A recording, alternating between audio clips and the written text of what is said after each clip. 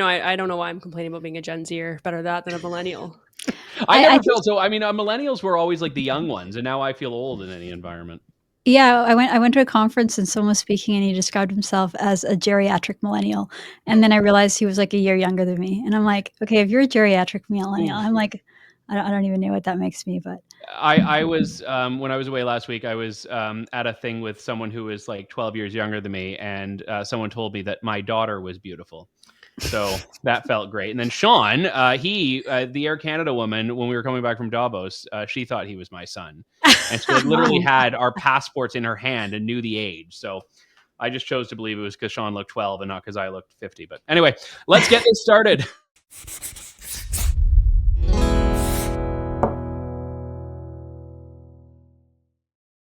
Welcome, everyone, to Off the Record. It is Friday, March 8th. This is the time of the week when we all kick back, enjoy a beverage of our choosing, and try to unpack some of the things that happened in the week that was. Sometimes things we covered at True North, and other times things that we didn't get around to, but we do it while having some fun along the way.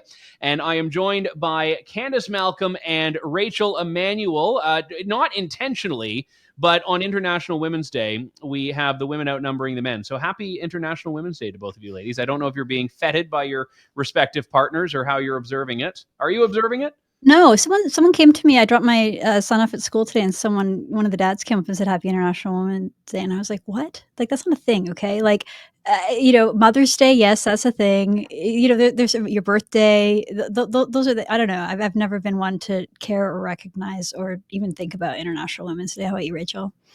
My question is it actually International Women's Day, or is it International Woman X / everyone who wants to identify as a Woman's Day? Because if it is, I don't want any part of it. Wemexin Day. That's I don't know how you're. Yeah, Wemexin. I don't know how you're pronouncing it when they take the E out and put the X in, but that's like a big thing on campus posters. Yeah. No one else knows either, I guess. All right. We're off to a great start here. All right. Well, let us first and foremost say thank you for tuning into the show. Head on over to your preferred podcast platform and you can subscribe there, and also like the video, subscribe to the True North channel on YouTube, leave us a 5-star review, send a carrier pigeon to your neighbor and telling them the good news of this show. I had a bit of news this week. I announced on Monday my forthcoming book, my second book, which is a biography of Pierre Poilievre, the leader of the Conservative Party of Canada. It's called Pierre Poilievre, A Political Life. And what was interesting about it compared to my first book, my previous book, which was about the Freedom Convoy, which had like a complete media blackout. No one in the media recognized the book, even though it was a number one bestseller for basically 7 or 8 weeks. This one's not even out yet, and the Canadian press ran this story, and they pushed it out to all their platforms. Conservative columnist Andrew Lawton to release first biography of Pierre Poilievre. And I was just so happy that the media was acknowledging it. I didn't even really read the story. And then Candice, you were trying to get me and succeeded in getting me riled up about the story. What was it you saw in this? Okay, so first of all, congratulations, Andrew. It's a tremendous accomplishment to write a book, and I think everyone's really interested in learning more about Pierre Poilievre. So you went out and you had access and you did interviews, and I think we're all really interested in, including the mainstream media, so they reluctantly covered it. But one of the things I noticed, this is something that they've done for a long time. Probably the first time I noticed it, Andrew, was back in 2019 when we tried to have you cover the Liberal campaign, and all of a sudden the Liberal staffers came out and said, Andrew Lawton's not a journalist. He can't come on the bus. And we were like, okay, if he's not a journalist, what is he? He works for a news organization. He's a radio host, for goodness sake. He interviews people and makes news every day. Like, wait, what is he? He's a conservative activist. Oh, he's a commentator. Oh, he's a columnist. So I just found this story kind of funny. And I've seen it about myself too, that they'll sort of bend in a pretzel to not call you a journalist. They'll call you like everything that's kind of journalist like, but they won't use that word journalist. So you go back to the title of this piece. It calls you a conservative columnist. And then in the body of the piece, it says conservative commentator Andrew Lawton is set to release a biography of conservative leader Pierre Poilievre. Wow. And then this is a kind of amusing part. It also notes that political journalist Paul Wells has written a book about Prime Minister Justin Trudeau's time in power. So you kind of have these like dismissive terms describing you and Pierre Poilievre. And then when it comes to Paul Wells, who, don't get me wrong, Paul Wells is one of the best political writers in Canada. I think he's an excellent writer, but he left the Toronto Star and he now writes a Substack. So technically, he's a blogger, right? He's a blogger who writes a blog, a newsletter, but they call him a political journalist. Whereas Andrew, and they even mention this later in the piece, it says Lawton is the managing editor of the conservative digital media company True North, and he previously wrote this other book. Okay, so your job, Andrew, is that you are the editor of a news site. You pitch news stories. You mentor young journalists. You help them write their stories. You edit those stories, and you publish those stories. And you also have a radio show. You also are hosting a podcast, which is essentially a radio show where you interview newsmakers. You break news stories. I don't know, every week. But again, you're not a journalist. But this other political blogger over here, who's a liberal writing a bio about a liberal, he gets the title. Maybe I'm focusing a little bit too much on his pedantic, but as someone who they bend over backwards to not call you a journalist, it just irked me a little bit. Yeah, what's your take on this, Rachel? Like I said, I mean, as the author, I was just happy they were paying attention to it. And then when you do parse the words, I get Candice's point on this. Well, I do apologize. My take is much more cynical, but what can you really expect from a Gen Zer who grew up in this generation of just being hated by, it seems like, everyone as a conservative? First and foremost, congratulations on the book. I'm deeply excited to read it. I know there'll be some interesting tidbits and some juicy political gossip in there, to be sure. I guess the first thing I noticed was, yeah, I'm glad for you that they got some coverage. I know that your previous book was just sort of banned and blacklisted. So hopefully that will lead to some additional sales and just some additional coverage on the story overall. I do wonder if they would have covered it, if Canadian press would have covered it at all, if Paul Wells hadn't also written a book, and that because I got that same press release from your publisher. So it was sort of like neatly packaged story for Canadian press. There was no byline on the story. So it was like, okay, let's cover this. It's sort of an easy written rewrite that we can quickly put something out. So maybe it's possible that you got the coverage because Paul Wells was in there. But honestly, Andrew, I think they let you off easy. I mean, conservative commentator, there's a lot worse things they could have said. We both know that. Yeah. So let's just take the coverage and Yeah, run with it. the bar was so low. I was like, oh, conservative commentator. Okay, it's not like right-wing hate monger or something like that. Yeah. Yeah, I think we just got to, celebrate the small victories when we get them. Of course, Candice is right to point out the discrepancies there. And I'm sure the reporter who wrote it didn't even really think about that. But, we had a bit of a victory here. Let's choose to see the positive side on things, I guess. Well, I just want to also make the note that there's absolutely no correlation between mainstream media coverage of a book and book sales. I know this. We've published so many books, and it doesn't matter at all. Like it wouldn't matter if the Globe and Mail put like a whole spread about this book. It wouldn't increase sales one bit. I'm sure, Andrew, your book on the Freedom Convoy sold tremendously well without the legacy media involving itself. And I think that kind of just also goes to show the irrelevancy of all of this. Like we're probably the only three people that saw that headline and cared and are actually talking about it. So that doesn't mean if you're watching David Walmsley, it doesn't mean I'll say no to the full Globe and Mail takeout. Absolutely, I will welcome it. I don't know if it will contribute too much to sales, but all press is good press and whatnot. So, all right, on a less indulgent note, I had a bit of a better treatment by the Canadian press than Justin Trudeau had when he was on the ski slopes. Now, by the way, Justin Trudeau goes skiing is the epitome of what we used to call a dog bites man story. I think when Justin Trudeau is not skiing, that's more newsworthy. But he was in Thunder Bay, Ontario, and this was the reception he got on these slopes.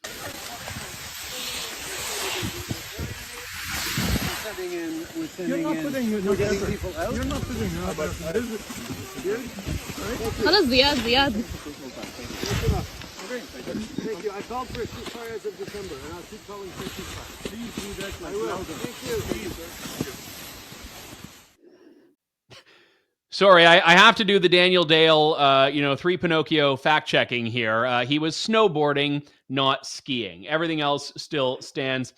So this was pro-Palestinian protesters that are demanding him calling for a ceasefire. And he gives the response of, no, I have been calling for a ceasefire. I'm going to continue calling for a ceasefire. And then he just snowboards away, which is actually a great thing to do if people are bothering you. Just like literally slide away as you yell back at them. The left, though, he's tried to flirt with these people and keep them happy since October. And clearly, Rachel, is not working. Well, it's one of those cases, I think, where we see and we all sort of laugh, oh, the left eating their own. There's really nothing that he can say that would go far enough for these people. I mean, I think the obvious solution here is maybe if you spent a little more time working in an office and a little less time parading around the ski slopes, then he wouldn't run into issues like these. What's your take on that, Candice? Well, I'm sure that Justin Trudeau wishes that he could just like snowboard away from like reporters asking him questions on Parliament Hill, and at least he can. One of the things that you notice here is that nothing that these left-wing politicians do will ever be enough, right? Like Justin Trudeau has completely betrayed the Jewish community in Canada. He's completely taken the wrong position on this, whether it's being wishy-washy or wrongly condemning Israel for bombing a hospital. And it turns out that that was a Palestinian jihad rocket. Like they've just gotten this thing wrong over and over again, and they're talking out of both sides of their mouth. And he deserves to be protested. But it's interesting how rather than just kind of ignoring these protesters, which is frankly what they deserve, he tries to engage them and convince them. Like he tries to I don't know, I'm a good guy. I agree with you. I'm on the left too, and I agree with you. I've been calling for a ceasefire. It's like, good luck, man. Like these people are never going to be satisfied, and if you keep going down that path and that rabbit hole, like you're just going to turn more and more Canadians and more sensible people against you. So it's kind of pathetic to see him trying to talk to them or trying to convince them. Yeah, the instinct is to win them over with them. And it's a way that he doesn't engage with conservative protesters. I mean, when people are yelling at him about COVID stuff, about vaccine passports, about, whatever it is that, would qualify a sort of a more conservative criticism, those are the people he ignores. He doesn't engage with them. He doesn't try to explain and meet them where they are. But with these people, secretly he's, well, not even secretly, I'd say at this point, he's like so sad because he's one of them. Like he would be doing that if he had a different life and weren't the Prime Minister of Canada. He'd be the guy on the ski slopes, demanding the call for a ceasefire. Exactly. And, we all know this. We've seen it. He doesn't engage. He refused to talk to the truckers. He refused to talk to, people in Alberta who are dissatisfied with his government. And yet on the other side, you're right, Andrew, he goes and he talks to the far left. He talks to Quebec separatists. He wants to win them all over because they're the people that he sees as like part of his Canada. Whereas when it comes to people who have genuine concerns about the economy or, there was one clip from the fall that was so amusing. Someone was, criticizing him for his carbon tax record. And he literally accused them of listening to Putin and being like a propagandist and then walked away. It was just like, what? Okay. I think for the left, when he engages with them, that's sort of part of his appeal. If you think about during the federal election campaigns, he goes out and he does those town halls. And I feel like he does them quite effectively because he is willing to take questions from the audience, sort of run off the fly. Mm-hmm. And he often does a decent job of answering them, especially if you were someone on the left. And then, of course, with the Conservatives, when they come and ask a question, they get the thank you for your donation response. So there's definitely a bit of a parallel. He's obviously not trying to win over Conservative voters, maybe appeal to some moderates, maybe appeal to those on the far right who would typically vote for the NDP. But in the past, I think he's done this to his success quite a bit. Far left. Yeah, what did I say? Far right's voting NDP. Yes, that. You never know. You never know. Politics gets wacky sometime. Well, to your point, Candice, about how people do tend to they're never satisfied. This also hit Alexandria Ocasio-Cortez, or as one person called her, Alexandria Occasional Cortex, which I think is quite witty. But AOC was taking some time away from raising everyone's taxes to go to a movie with her fiance at a theater in Brooklyn. And I don't know if she got through the movie or if she was hounded out. I've heard conflicting things on that. But she was accosted, as that headline said, by some similar protesters. Take a look. You refuse to call it a genocide in front of everybody. I need you to understand that it's not. It's not okay that there's a genocide happening. You're not actively against it. You're lying. I'm lying? You're not. You went on TV and avoided talking about it. For what? Because now you can't say it's genocide or what? You're just acting in political ways. You can't call it a genocide. Then how do you say you're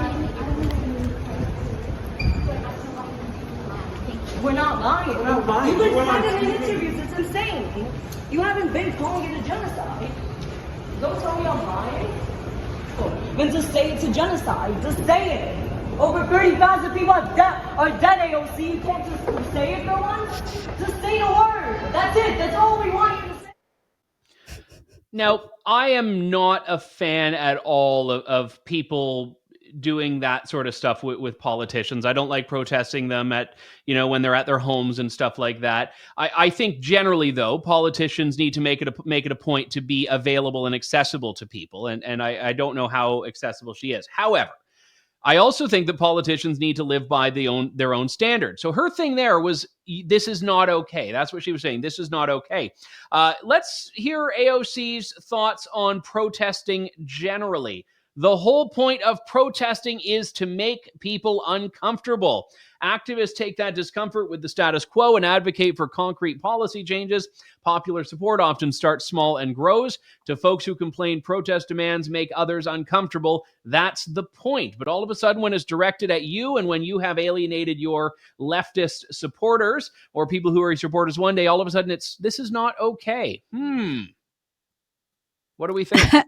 I'll jump in with this one. Okay, so I think AOC just went from being like a grassroots activist to like the establishment because she just switched sides and she realizes how unpleasant it is to actually have these, hysterical, shrieking people in your face demanding that you say the exact word that they demand that you say, even though AOC has, expressed that sentiment before. I'll just say that AOC's reaction and behavior here actually makes Justin Trudeau look good in comparison because she's just so petulant and angry, and this is like how not to handle a protester, by saying you're lying, like shut up, how dare you, and storming away. It's like, you're being filmed, this will be all over social media and it will kill your brand. Like, what are you doing? And no, people, I don't even agree with what these protesters are saying or doing, but obviously they've got AOC and makes her just look absolutely terrible. Yeah, she comes across as very frantic and angry. She probably would have been better off not saying anything at all. But I find these types of protester interactions so cringy and uncomfortable. There was something similar that happened during the general election here in the spring, where there were some protesters that barged into one of Danielle Smith's press conferences when she was giving an announcement, I believe, on healthcare. And it was sort of just like this protest that went on for too long, because it's like they came in, they were yelling, they made their point, and then everyone just stood around for 5 minutes and like the protesters just stood there waving their flags and no one was really sure what to do. Everyone was just kind of looking at each other awkwardly, waiting for them to be cleared out of the room. Same thing here. It just went on for so long. Like, how many escalators were there in that building? Like, there was like 4. Like, it just kept going on and on and on. I was like, oh, just let it end already. Make it stop. Yeah, at first I thought it was on a loop, and then I was like, oh no, what story? That was my question. What floor is that movie theater on? But you raise an important point, not about the escalator point was, I think, valid, but you raise a point about what it is that the protesters want, because oftentimes the people demonstrating are not actually smart people, and they don't actually know anything about the cause. And the reason that protesters are always in a pack is because none of them really know what to talk about or what to do if they're isolated. Like, it would be actually very easy for her to flip a script. And again, I'm with you, Candice. I don't agree with what they're asking for, and turn them around and just start asking them questions about the region that they have such a specific call for. Like, I remember I was protested once when I wasn't even there as a Republican voter. I was covering the 2016 Republican convention, and there were a bunch of protesters that I didn't know I was there as media, and I just started asking them questions. And my goodness, these people were complete morons. They didn't know anything. Like, I could have made their case better than they could have, and they were the ones that bust in and put the placards up. Yeah, but do we honestly think that AOC really understands anything about the issue either? Like, is she the person that would be able to flip the script? Yeah. No, fair enough. It's AOC with an IQ of 3. So where do we stand on where this is going? Because, like, obviously politicians on the left right now are getting a little bit nervous about losing their base, which has, generally speaking, been, I think, more in alignment with the shouting protesters than anything else. Like, do you think that do you think that the politicians are going to get some moral clarity in this, or do you think eventually they're just going to go all in on the anti-Israel train, Candice? No, I think they're gonna capitulate because they have to, right? It's like, I mean, look at these protesters, they're everywhere and they're unrelenting. Like, just in this past weekend, right, they shut down Justin Trudeau's event with Italy, Prime Minister Giorgia Meloni, and then, as if that wasn't, like, enough of an accomplishment, they moved uptown and started protesting suburban synagogues, in communities in Toronto. Like, they have absolutely no sense of, like, society and what's like acceptable. They don't care if everyone hates them. They'll block traffic. They're just doing everything they can to get attention, and they're actually fairly good at it. I mean, I think that they have Justin Trudeau's ear. He's worried about it. Certainly in the U.S., Joe Biden is worried about it. We see Muslim leaders saying, we're not going to turn up and support you. We're not going to come vote for you unless you drastically change your position on Israel. And sadly, I think that they will ultimately have that influence because at the end of the day, left-wing politicians need that base. They need those people to show up to vote for them to even have a shot at winning against a conservative. Yeah, very, very well said. This one is a bit of a local one for me, not because I live in a tent city, but I live in London, Ontario. You sent this one, I believe, Candice. Encampments now part of the fabric of London and other cities, City Hall says. Now, this is coming from my neck of the woods, where city staff are predicting another summer of encampments in public parks and alongside the city's Thames River, not the other London's River Thames, but the London, Ontario Thames River, although I wouldn't want to swim in either. This is, again, I mean, this is a London story, but in reality, this is pretty much the case of every single city and even smaller communities in the country right now. This is the case in Edmonton and Calgary. It's been Vancouver for years now. It's the case in Toronto. And I do think that we're seeing kind of this, it's almost gaslighting in a way. Like, we're being told that this is just the normal way of doing things now.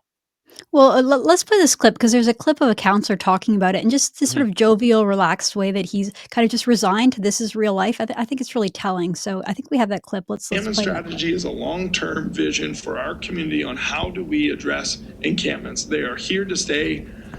They are the fabric of every municipality now. What is our strategy to support them and address them?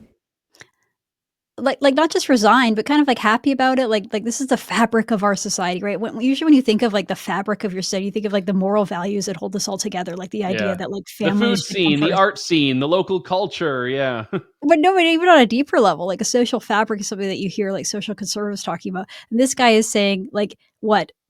He's trying to sound like he's like a visionary, like looking to the future. We have to like embrace this as like a new way of living, and it's like no, like anyone who knows anything about these encampments knows that they're dangerous. They're very dirty. It's not a good way to live. Like, there's a reason that we have, as a society, as a civilization, progressed beyond people living like this, right? Like we have indoor plumbing, guys. We have like heating systems that keep us warm in the winter. We don't have to live like this, and we shouldn't. And these things should be banned. Police should break them up. Anybody who tries to live in public spaces on the streets in tents, they shouldn't be allowed to. They should have to go to a shelter. They should have to go indoors. They should get arrested if not. Like, you can't allow this to happen. You can't just be resigned to the fact that it's here. You have to take actual steps and actions against this behavior. Otherwise, you just have complete social anarchy, and it creates a dangerous situation for everyone. I've lived in cities that have these places that have these tent cities. They're dangerous. They're scary. They make things less safe. They make women less safe to walk around in the city.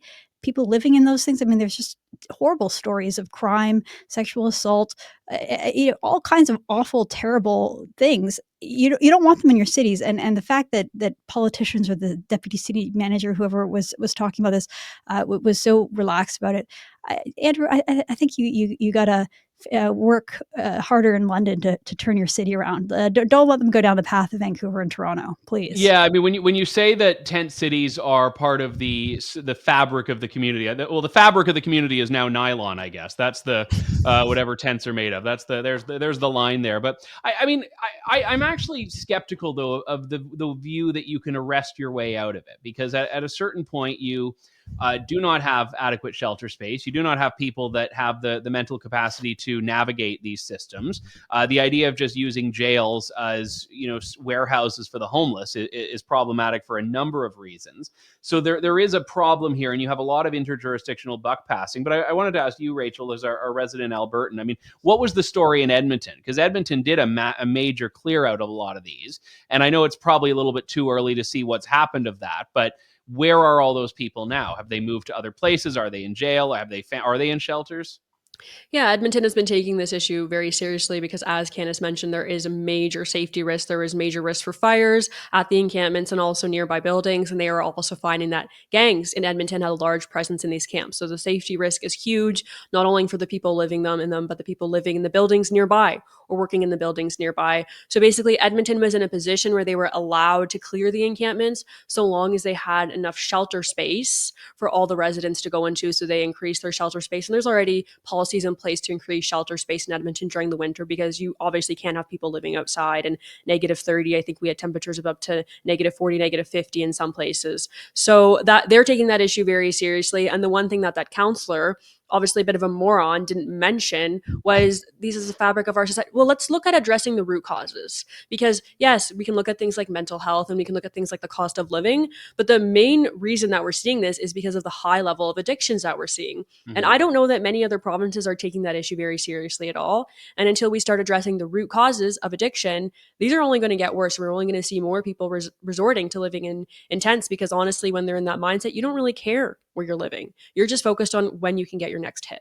And I should clarify, he's a bureaucrat, not a counselor, but I think the point still stands. Sorry, Candice, go ahead. Well, let me jump in and partially reply to what you said earlier, Andrew, and partially pick up on what Rachel's talking about here with the drug addiction. So when I say arrest these people, there are shelter spaces. Most cities do have adequate shelter spaces, and if not, they have motels and hotels that they rent to provide spaces for these people. The issue is, to Rachel's point, addiction. They don't want to go to the shelters because the shelters have rules about drugs and alcohol, and these people don't want to follow it. They don't want to follow any rules. They want to do exactly what they want to do, exactly when they want to do it. They want to be on the street so they continue their drug use. When I say arrest them, I'm talking about the people who are severely addicted to the drugs that the government provides, right? It's not just their fault. These people live in a society and a framework where we not only legalize drugs, but we give it to them for free. And it's like, what do these people need? They need support. They need someone to help them get clean and get off the drugs.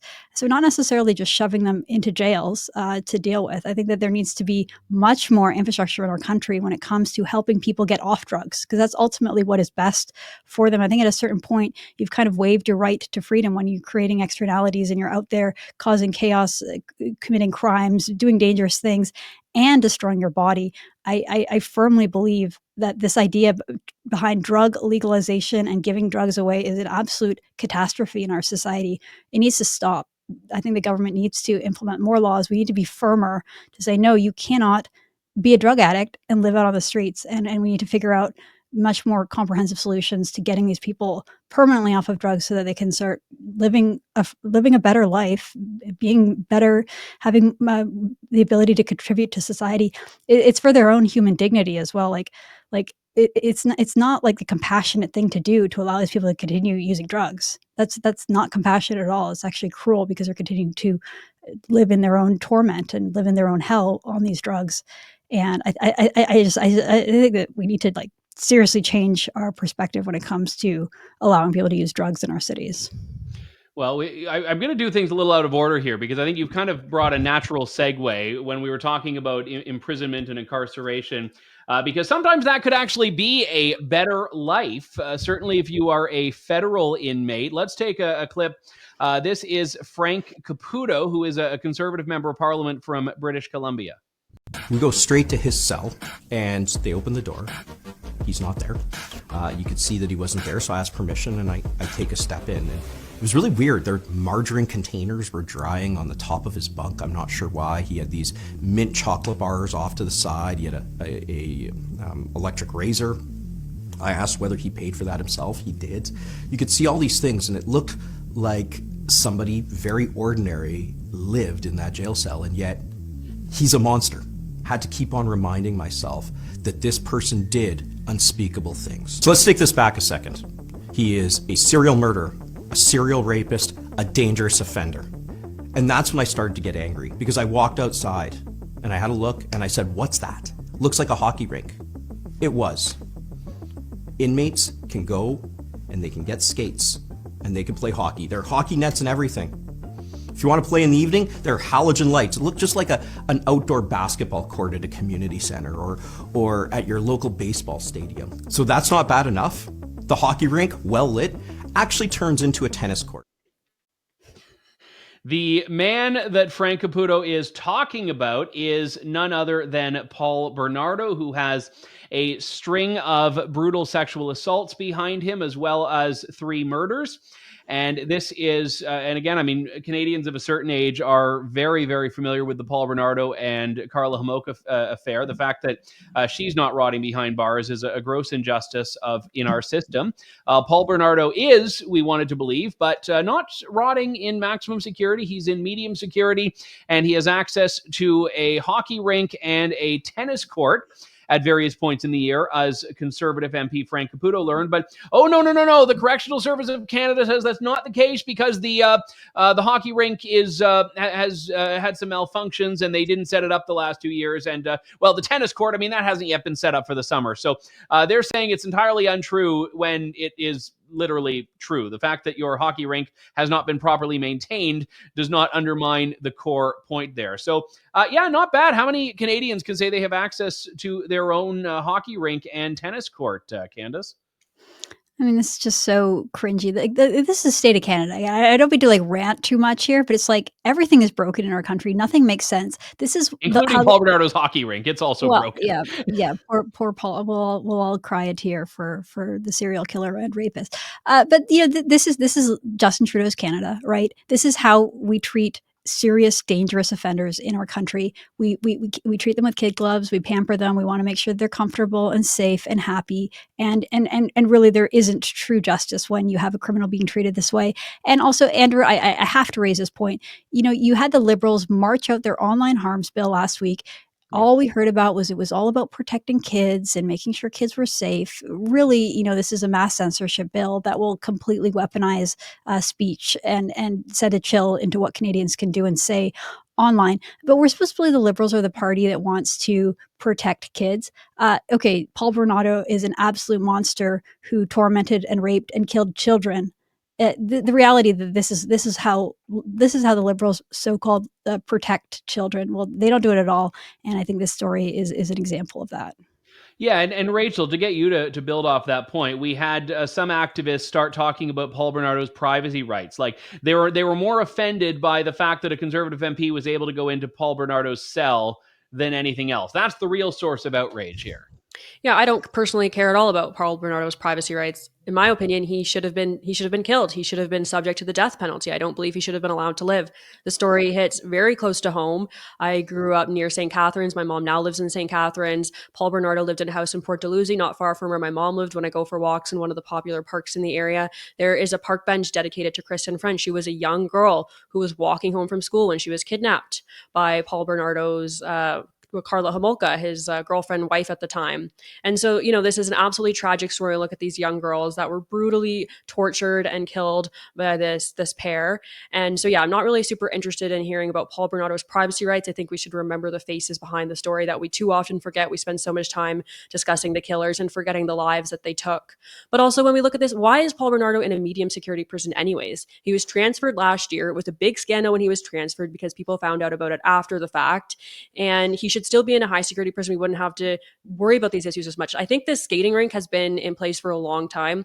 The press progress report that it had been around since, I believe, 2014. So, certainly we can ask questions as to why it exists at this medium security prison. But the reality is that Paul Bernardo shouldn't be at a medium security prison. Yeah, I think that's fair. And again, 2014, the Conservatives were in government then. So I don't think this is a problem you can put squarely at the Liberal government's feet. I think it's a problem that really is revealing of where the bureaucracy is on this. If you leave bureaucrats to their own devices, these are the types of decisions they're going to make. And I think it means that the elected governments need to be a lot more on top of this. And again, to Candice's point, the ball is now in the Liberals' court. They're aware of this. So what they do about it's on them. Yeah, don't hold your breath. I realized I didn't put a question mark at the end of that sentence. We can't end on Paul Bernardo. I feel like we can't send you into the weekend with that. So we had some lighter fare for you. We have a couple. One is it's International Women's Day. So we'll do a story about an international woman of sorts. Well, I mean, he's not, but he's identifying as such. This is in Spain. Spanish soldiers changing gender to female for added benefits, higher pay. There have been 41 men in the city of, I don't speak Spanish, Ceuta, who have decided to change their gender from male to female under a relatively new trans law. And they're doing this because they can make more money. Now, they've kept every aspect of their male identity intact. They mostly go by their male names. They have male genitalia. They were heterosexual men. And then what happened was the one decided to say he feels like a lesbian now. So we've now self-identified for the perks. Men are doing this everywhere. They're doing this absolutely everywhere. It's the same thing with Dylan Mulvaney. He's pretending to be a woman for the perks and for the attention of it all. We're seeing the same things in sports. Here in Alberta, I believe biological men hold 3 of the 4 women's weightlifting records. So, I mean, the story doesn't really surprise me. When we have bad policy, there's always going to be poor players that want to take advantage of that for their own benefit. And at the same time, in this instance, you just kind of have to laugh at it, because if you get so worked up about all these things, you won't leave your bedroom anymore. It's just so depressing out there. So you really just have to poke fun at it. I do feel bad for the female athletes, but I personally probably wouldn't put myself in a position to compete against men. Well, and I think the interesting thing is that from the leftist perspective, there's no argument that they can push to defend this, right? Because their entire ideology is that only you know what your gender is. And gender is something inside you that's not tangible. You can't measure it. It's just how you feel, right? So some dude is like, hey, I'm a lesbian. I'm a lady. Now give me higher pay and don't put me on the front lines, or, whatever the changes are. It's like there's literally nothing in the ideology that says that that's wrong. People gaming the system. It's like, well, that's how he feels, so you can't stop him. And that's why, like, for us looking in from the outside, it's so absurd, so silly and funny. But I actually think it creates like a conundrum for the leftist activists, because it's so absurd. Like, their ideology is so absurd that it doesn't hold up to basic scrutiny. And I think that this is a perfect example of that. I just feel, I mean, part of it as an historian, an amateur historian, I get a little bit nervous about what this is going to look like for future generations of researchers and anthropologists that are like poring over census records and are like, wait, why do the male female population change every year by like 15%? And they just, because we've moved beyond this, they can't quite figure out why that was. This is why. Watch off the record. We'll explain it. All right. There's no segue to this. Arby's. I have maybe I've been to an Arby's once. I think they're the ones with the curly fries. Not the most popular fast food chain, but it's a fast food chain with a little bit of a footprint in Canada and the US. Apparently, there is no Arby's in Toronto, which raised the ire of hundreds of self-styled Arby's fans who organized a protest at an Arby's in Oshawa, which is a city just outside of Toronto, just east of, well, maybe not just, it depends on traffic on the 401. But you can see their Facebook page there. 547 people responded to that. The Arby's Army trying to get Arby's to open a location in Toronto. Now, this, I don't know if where we rank this on protests as far as, AOC in a Brooklyn theater, Justin Trudeau on the ski slopes, Oshawa Arby's. But do you think the good people of Arby's are going to listen to this pressing civil rights protest at their doorstep, Candice? I know you wanted to keep it light because it's the end of the show here, but I get frustrated about this. Okay, I'll tell a little personal story. My husband was at a work dinner in downtown Toronto the other night, and he somehow managed to cut his thumb and his finger, and it came down, and he was worried that he had hit a tendon or something like that. So we went to the emergency room to get some stitches and have a doctor look at it. Okay, I think it ended up taking him 5 hours to see a doctor. Like, the state of Canadian healthcare is absolutely atrocious. It is absolutely atrocious that is the level of care that someone gets. I mean, he was describing the hospital he was in. It sounded like a third world country or a war zone, lots of drug addicts, a lot of people in handcuffs. And it's like, there are serious issues in this country. Like, we're not going to get better healthcare unless people start protesting, right? Unless people start making their voices be heard. I don't understand why there aren't like 500 advocacy organizations focused on improving our healthcare. Like, that one issue is so important. It impacts you in so many different ways, especially as you get older, you start having kids, you realize like how bad our healthcare system really is, how long you have to wait, how inefficient it is, how terrible it is. It's all government funded. We don't have a choice. We don't have an alternative. Like, focus your attention on that. Canadians, like, please, yes, I know Arby's is delicious or whatever. You can drive to Oshawa. Focus your attention on the things that matter. Let's improve our country. Let's put our efforts, like, channel this effort, channel your protest towards something that matters. Like, let's fix our healthcare system. Let's get homeless encampments off the street. Like, there's just so many things that you can protest, and I just don't understand people who do these frivolous protests. I would actually take that a step farther and say until our healthcare system is improved, you might just want to avoid fast food altogether. It does make you sick. It is very bad for your body. And, the healthcare that you're inevitably going to need is just not going to be there for you. So maybe just avoid it until we get things sorted out, because you're going to be waiting at those long hospital times if you continue to destroy your body. And honestly, as people of Toronto, you have a Chick-fil-A. What are you complaining about? I think you are all being incredibly insensitive to the Arby's army, who was motivated to put that event up again. Sean, what day of the week was it on? I don't know. Oh, the 9th. So they're motivated to spend their Saturday at an Arby's in Oshawa. So maybe we should be less sensitive. No, I'm actually, the more I think about this, the more I'm on Team Candice and Team Rachel. Although I will say, if he had been waiting in Toronto and there had been an Arby's there, maybe the wait would have just been as bad. So, all right, we've got one more that we'll do here. This one is for the plus 60 set. We're not judging here. Rachel is our token youngin'. But we have a new study from the University of Ottawa that finds older adults want to use emojis, but lack the confidence to use them. Now, emojis are we used to call them back in my day emoticons, but emojis are like the graphical versions of it. So it's, you saw them on the screen there, the smiley faces, the hearts, the apples, the eggplants, don't send the eggplants around, please, and don't Google it. But the thing that I will point out here is that apparently older adults are feeling left out. They want to play the emoji game, but they don't have the confidence. Now, on one hand, I would say throw caution to the wind, open up the emoji board, send them all with abandon. On the other hand, academic research has been done into this. There was a university study that was in this. Does this, Candice, fit into your category of, with all the problems in the world to solve, why is this the one that we're looking into? Well, I think it's a little bit of a social commentary. I remember when, because you call them emoticons, it's sort of aging yourself, Andrew, because that was a long time ago. But basically, it was like when the iPhone came out, and at one point they updated the iOS, and the keyboard had these things on them. And I think it was like, I don't know, maybe 2014 or something. It wasn't that long ago. And at first, it was like a total joke. It was like, what is all this stuff? And people would use it ironically, like it was like anyone using it was so cheesy and lame. Yeah. And then all of a sudden it kind of flipped, where it was like, no, like younger people, like people like Rachel, Gen Zers, are using them not ironically, and they're actually communicating by them. And I think it's just a total degradation of our language and of our ability to communicate. So, if you're watching this and you're over 60 and you want to learn, don't bother. Like let's try to restore the English language. Let's not like go down this path like barely communicating. I feel like that's not quite a fair argument, because when you're texting, you are just trying to be short and quick, and maybe you can really send a lot of words and a lot of meaning with a quick emoji. Maybe we should actually really try to get back to having conversations in person or even over the phone, and just, get back to the days where everyone had flip phones and weren't spending so much time texting all the time.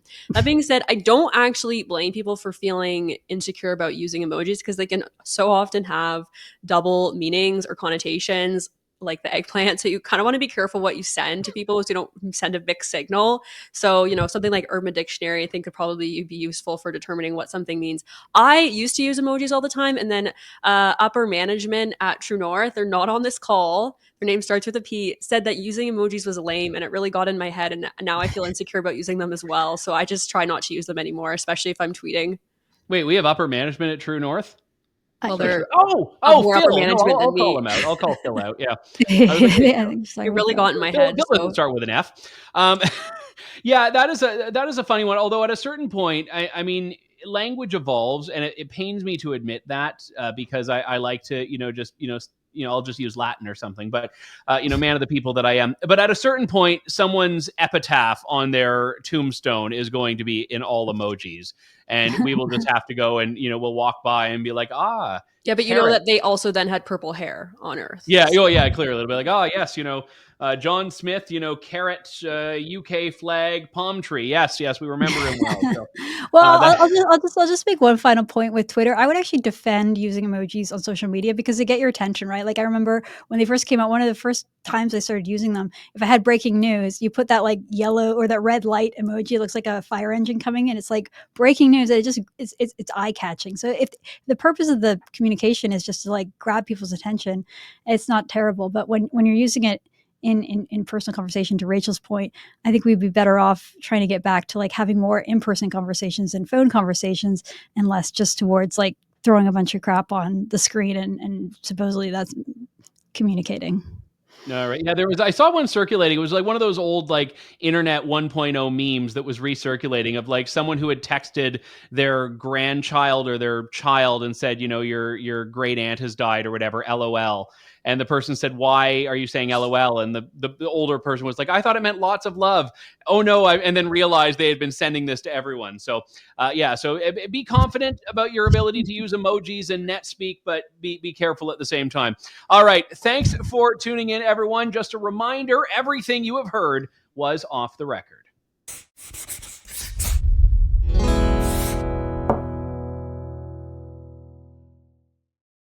You are, Rachel, I think the most phone-happy Gen Zer, because like you're the only one that I work with that actually just calls me. I know, and then you kept calling me out for it, and now I'm like insecure about calling you or like other people anymore. You guys have to stop. I feel like I respect you all so much that when you like say something about what I'm doing, I'm like, oh, I'm not going to do that anymore. No, I also did not have giving a plug for Urban Dictionary on my off the record bingo card today.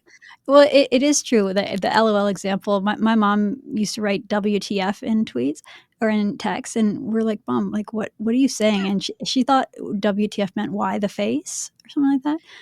It was like a response to an emoji. Why the face? Why the face? Yeah. And we're like, okay, Mom, that's not what WTF means. Like, please stop using it. My mom does the K. period, and like that's the worst text that you can receive. Oh, it's yeah, like, no. ooh, what have I done now?